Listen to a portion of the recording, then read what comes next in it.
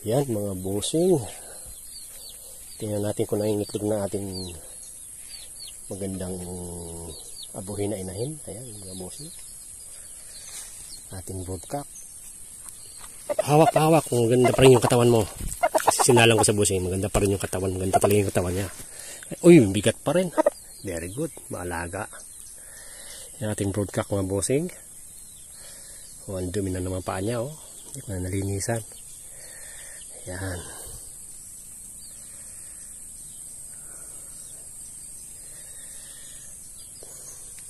Mahagal ang krok. Bigat niya. Ayan, tingnan natin kung nangingitlog na. Ito kasi di pa nangitlog to eh. Tingnan natin. Ayan, may itlog na mga bossing. May dalawa na siyang itlog. Ayan, may dalawa na ng egg siya. Ayan, very good. Happy tayo kasi nangitlog ng ating quality manok. Ito, naglilimlim na siya. Ayan, so makakaroon tayo ng magagandang manok. Ayan, mga bossing. Sana yung mga height nila ay katulad nila, lalo na yung inahin ko mga bossing. Balikatan ng katawan ng inahin ko bossing ngayon. Magkakaroon tayo ng siguro ng blue legs, white legs. Ayan. So abang-abang na lang tayo mga bossing sa aking mga binibreed. Ayan po, pure po yan.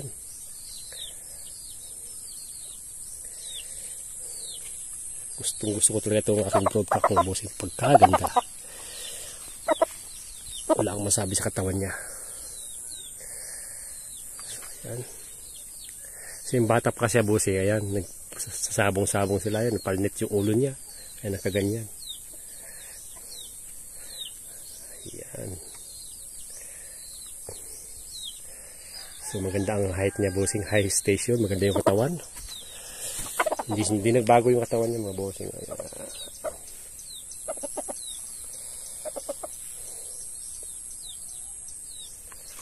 Kailangan malaging malinis tubig lang pinapainom ko sa bossing, tapos vitamins. Sinusubukan ko ng vitamins na capsule. Tubig lang. So, sa araw na iinitan siya, okay lang yan kasi 8 o'clock in the morning pa lang. Ayan. Sa kabila yung ating breeding station. Tingnan natin kung ilan din ang itlog niya. So alabas na tayo sa ano.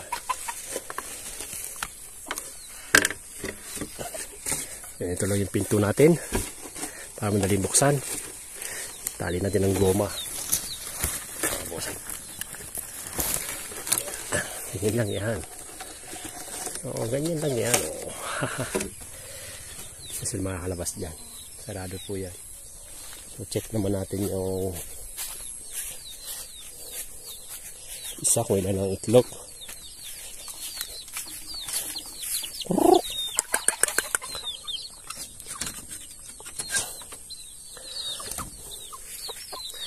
Ayan, naglulugan na ang ating broodcock. Malapit na rin naman ito magdibili mga bossing. Para makapagpahinga na ang ating broodcock. Ayan. So, uy, ang dami na. Ang dumi ah. 8. So, malapit na ito maglimlim mga bossing. Dalawang itlog na lang, maglimlim na to.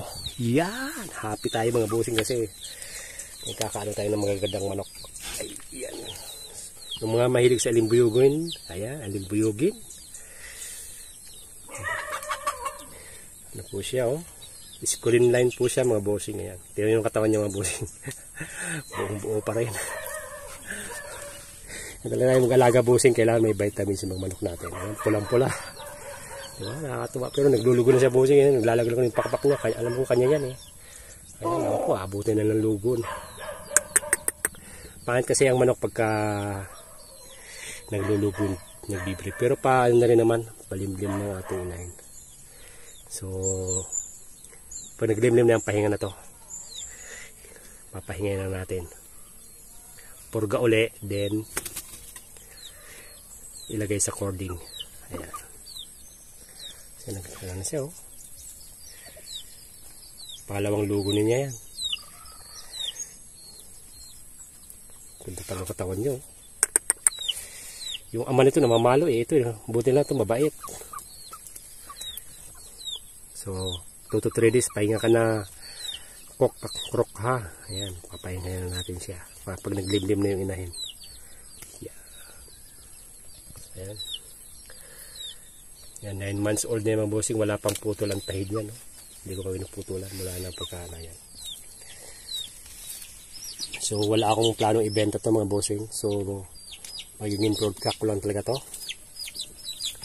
Abangan natin na magiging lahi ng ating back to mother. Back to mother po yan mga bossing ha. Back to mother. Then yung magiging aanakin niya naman yung babae. Anakan din ng babae. Iba back to father ko naman bossing. Hanggang sa makuha natin yung the best. So, ayan mga bossing. Green legs na nag-blue legs siya bossing ha. Hindi siya ano ayan tinakapaan niya. Timantahid niya rin. Ayan. So wala akong planong ibenta. Kahit bilhin pa yan ng 20k or 25 hindi ko ibibenta kasi mahirap maghanap ng magagandang manok bossing. Ito lang. Ang mahal 50k, 45k, tryo 150, 80 ang tryo minsan. So dito lang tayo maghahanap ng manok. Ito kasi maganda yung katawan. Yan, papahinga na ang ating broadcast.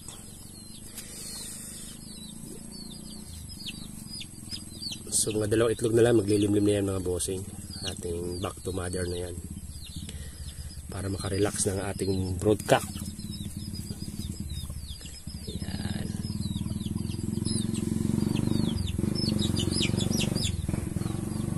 So ayan ang update natin ngayon mga bossing.